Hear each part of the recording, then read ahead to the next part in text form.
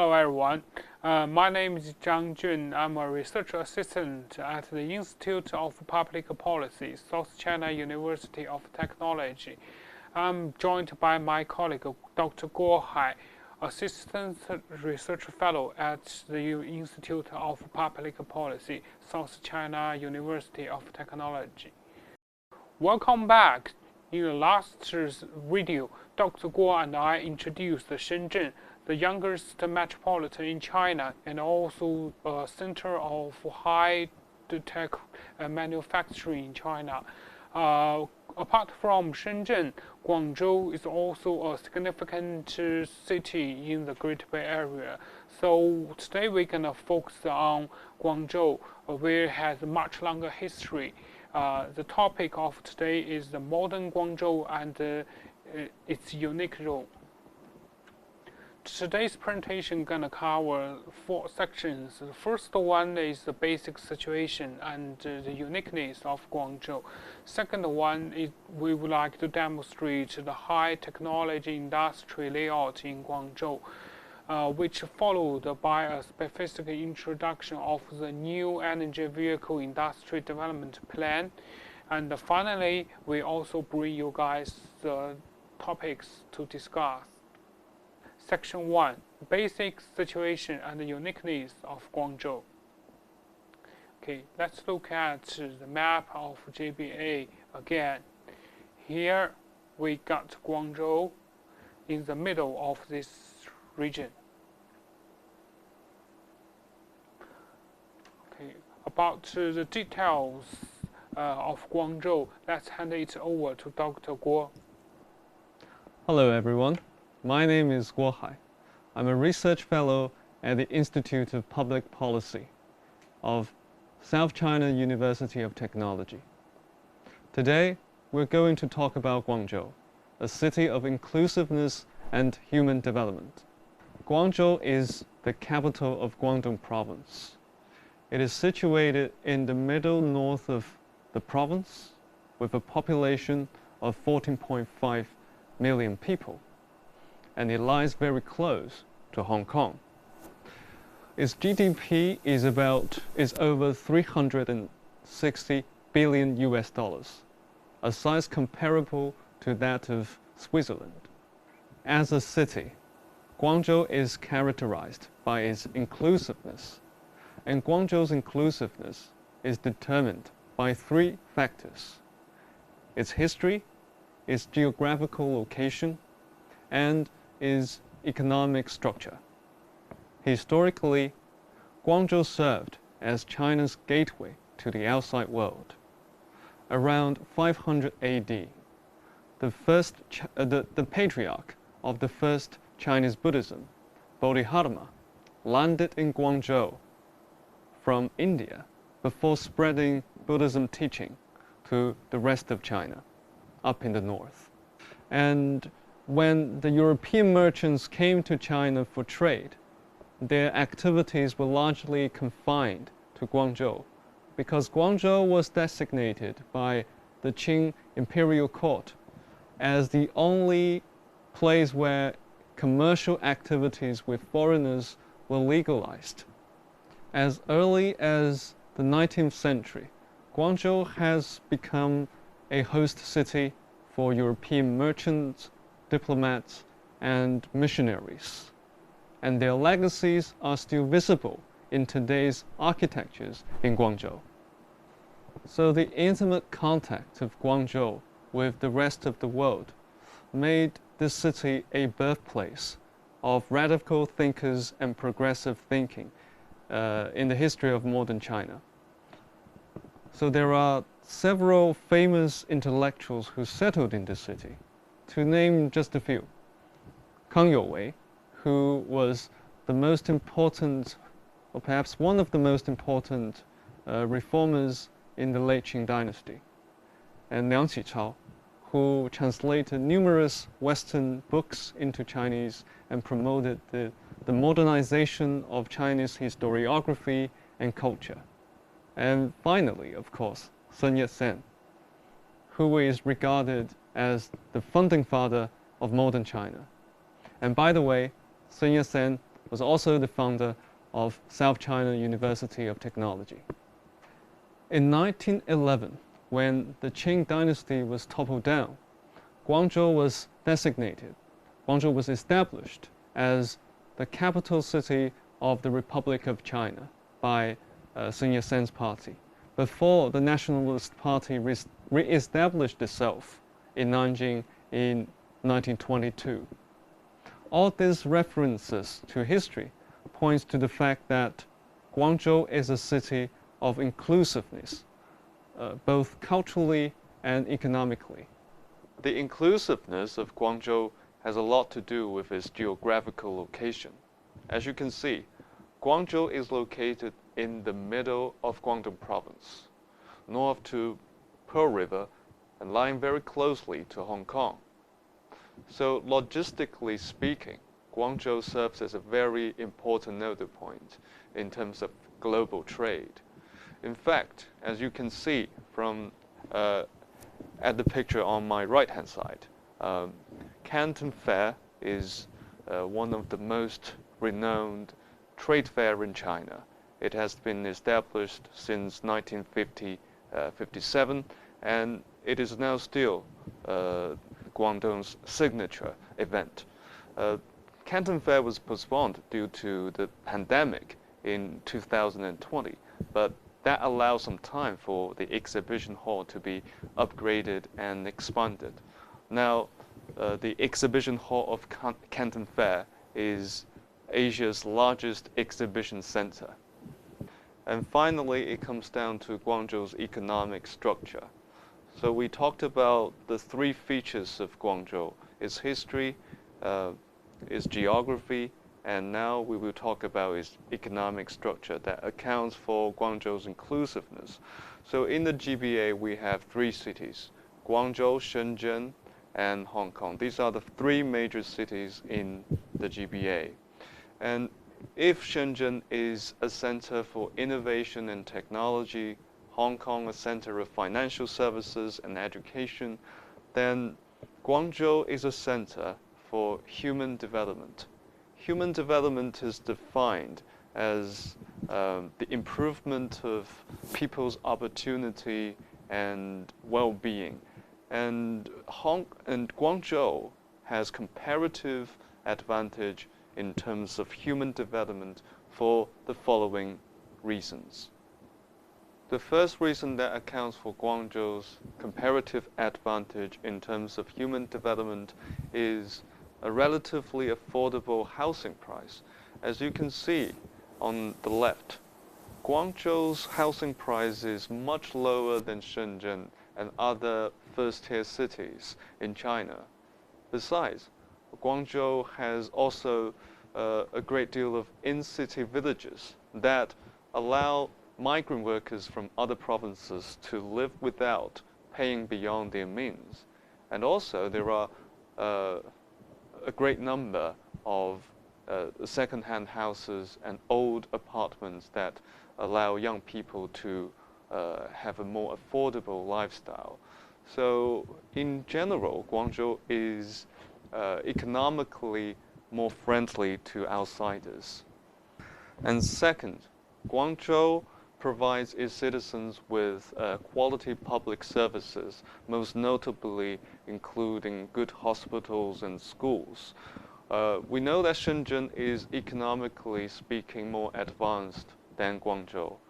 However, while offering its citizens with huge benefits in establishing companies and doing businesses, Shenzhen is not as resourceful in supporting children who need to go to schools and senior citizens who need intense medical services. As you can see on the right, there are 0 first-tier hospitals in Shenzhen, whereas there are 9 in Guangzhou. So in terms of access to public resources, especially medical and educational resources, Guangzhou is comparatively more advantageous than Shenzhen. And besides, there are better schools and universities in Guangzhou than in Shenzhen. And also, Guangzhou is a city replete with historical attractions. So in general, Guangzhou is more friendly to people who want to settle down and have a family. And finally, Guangzhou is a conduit of China's inner circulation.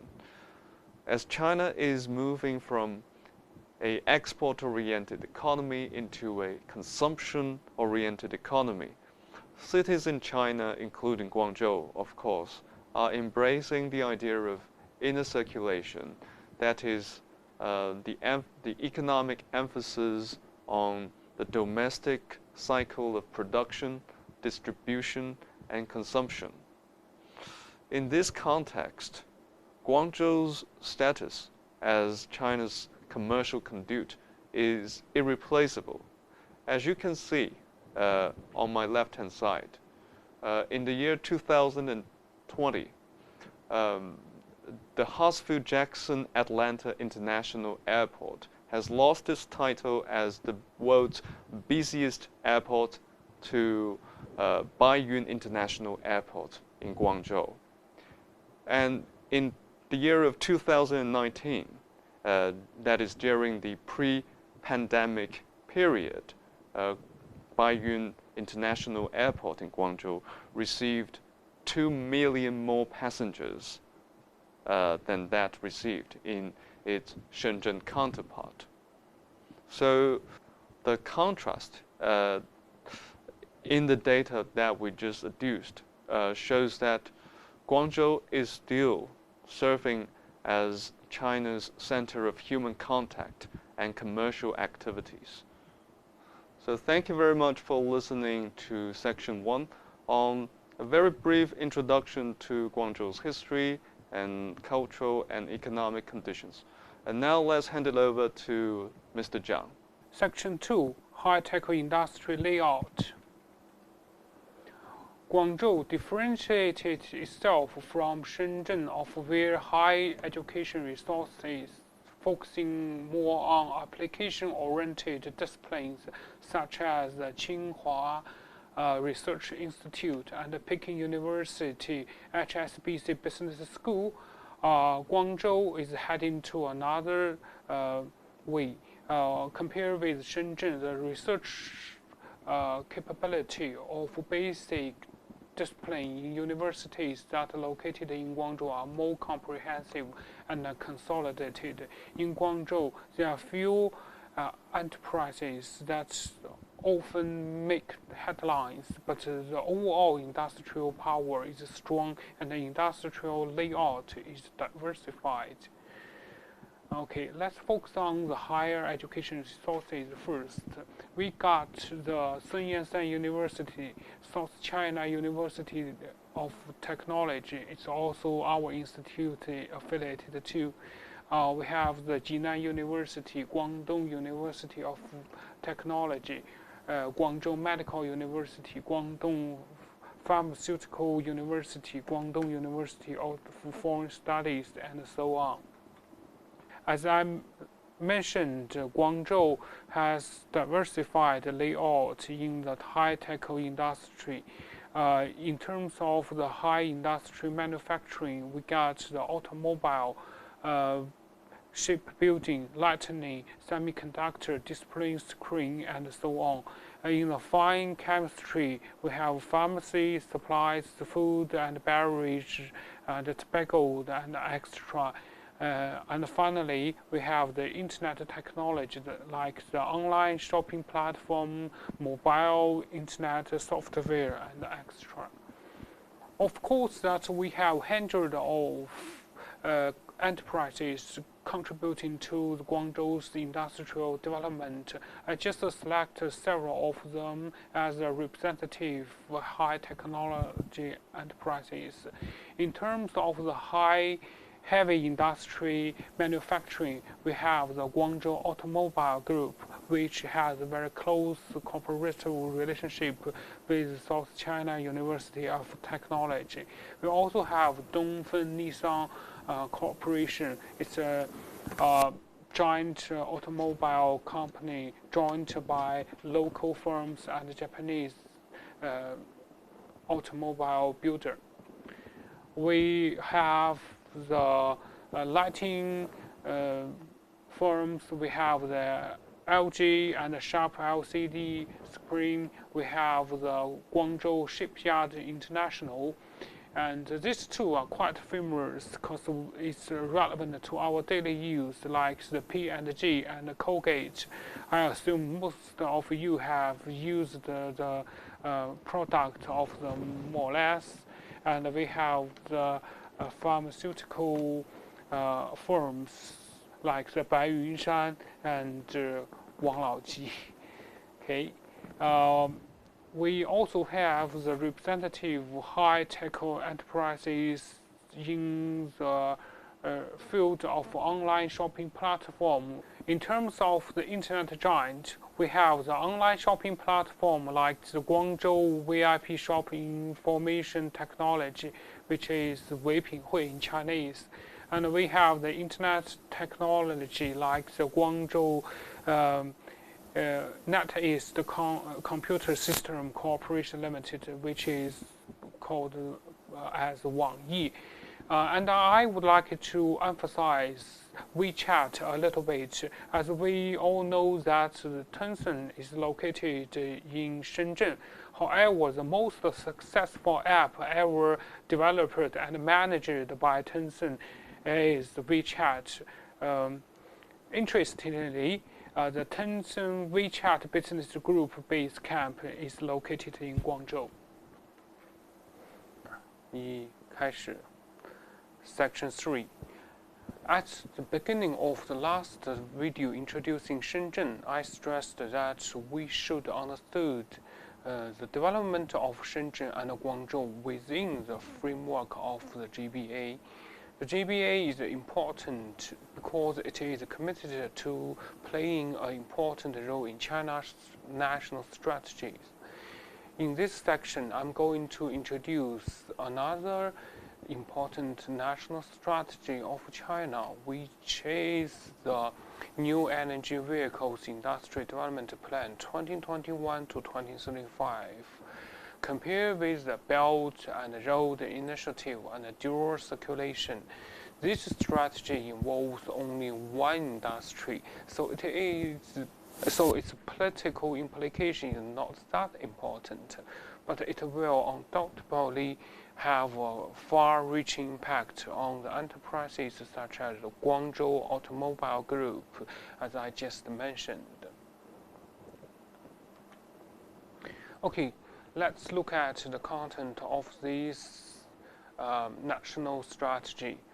The New Energy Vehicles Industry Development Plan 2021 to 2035, according to the State Council, is the only way and strategic measure to the programs Made in China 2025, Advanced Manufacturing 2035, and the Carbon Neutrality 2060.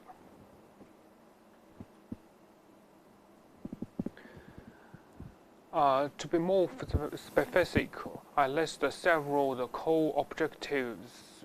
By 2019, the average 100 kilometer watt consumption of new energy passenger vehicles in Chinese market was a little bit less than 16 kilowatt hour. In the next decade, we aim to reduce it to 12. And secondly, 20%. It means by 2025, the sales volume of new energy vehicles reached about 20% of the total sales volume of new vehicles. And thirdly, the high ultimate driving vehicles to achieve commercial application in restricted areas and specific scenarios. It means in 5 years, it is not very likely to see that people driving the cars without any human intervention in the road system of most Chinese cities. The technology of a highly automated driving only can be used in certain occasions. As I put the picture here, these occasions include the cargo terminals, the logistic warehouse, and the factories and the farmland. On the further step, we also have the core objectives to the 2035. The first one is the pure electrical vehicles should become the mainstream of new sales vehicles. The second one is the vehicles for regular public purpose should be fully electrified. The public purpose here refers to the post-service street cleaning, garbage collection, maintenance, and repair of road facilities, and extra. Okay, the third objective here is the commercialization of fuel cell vehicles. And finally, the highly automated driving vehicles can be applied in many occasions. Section 4. In previous section, we introduced China's future automated industrial planning.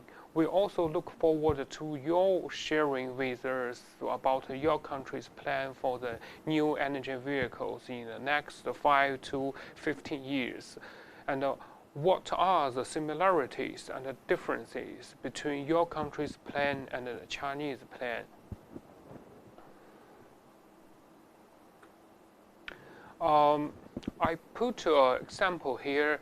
Hope it can illustrate how can we deal with this kind of topic. Let's take Japan as an example. So this topic can be transferred as follows. What is Japan's plan for the new energy vehicles in the next 5 to 15 years? And what are the similarities and the differences between Japan and China? I did a little bit of research here, and I found a couple of the objectives of Japan's plan for the new energy vehicles in the future. The first one is increase the car sales of new energy vehicles to 25% of the total sales. The second one is improving technology innovation. Third one, Japanese also want to build the new industrial ecosystem, which followed by the efforts to establish the standard in this industry, and they want to consolidate the infrastructure construction.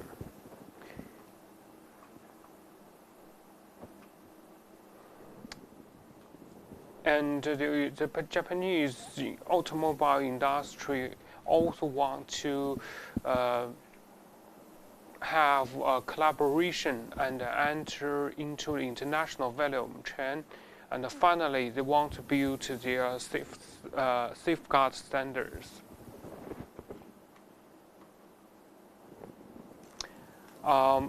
Again, I put the China's plan for the new energy vehicles. They are the objectives by 2025 and 2035. Please pay attention to the third objective, which is the commercialization of fuel cell vehicles. Then we can make a comparison. For Chinese, till 2035, we can have the commercialization of fuel cell vehicles. So how about the situation in Japan? Why Japanese new energy vehicles that once had significant advantage no longer seem to be that popular? Before we go into the details of Japan's situation, let me bring you guys some background knowledge.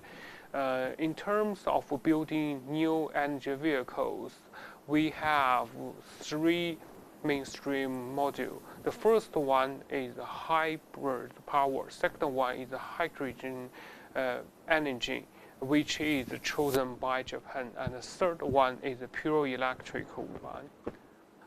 Japanese car makers actually made a very early layout in terms of pure electrical and hybrid car. For example, Toyota launched the gasoline electrical hybrid module Prius in 1997, and Nissan launched the first economical pure electrical vehicle in 2009. But later, the boss of Toyota led the Japanese car companies to collectively turn to another technical route, that is hydrogen, which we can also call it fuel cells. Till the middle of 2018, the Japanese automobile industry firmly believed that the hydrogen fuel cell are the future of the new energy vehicles. In May 2018, during the Premier Li Keqiang's visit to Japan, Japanese Prime Minister Shinzo Abe and the Toyota President Aki Toyota strongly recommended that Toyota's hydrogen fuel cell vehicles Mirai to Premier Li Keqiang. Mirai in Japanese means future. However, Mirai announced the suspension of production in the second quarter of 2021 because only 240 units were sold globally in 2020, and only 1,900 units were sold since its launch. Why?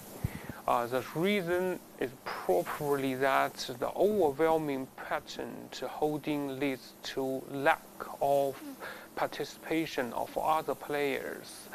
As of 2019, 83% of the world's hydrogen energy patents belong to Japanese companies, of which Toyota alone holds 48% of the world's hydrogen engine patents.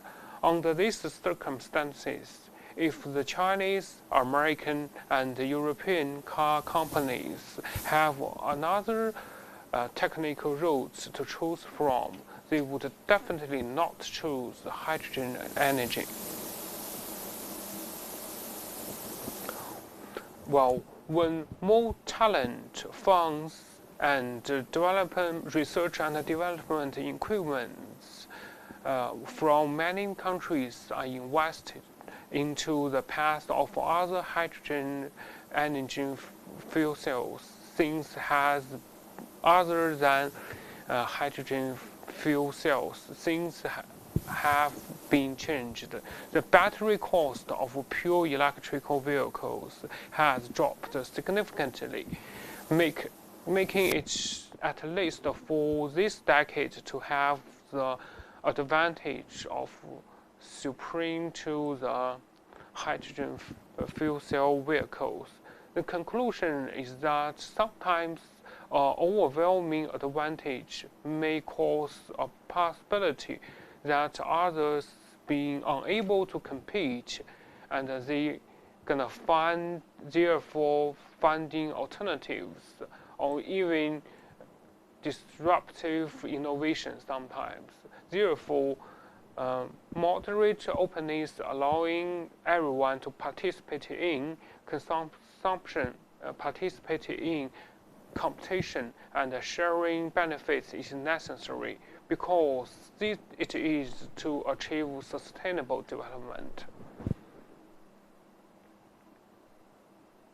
So after this, we can go back to the topic, like after the comparison between Japan and China's future plan, we can go back to this topic.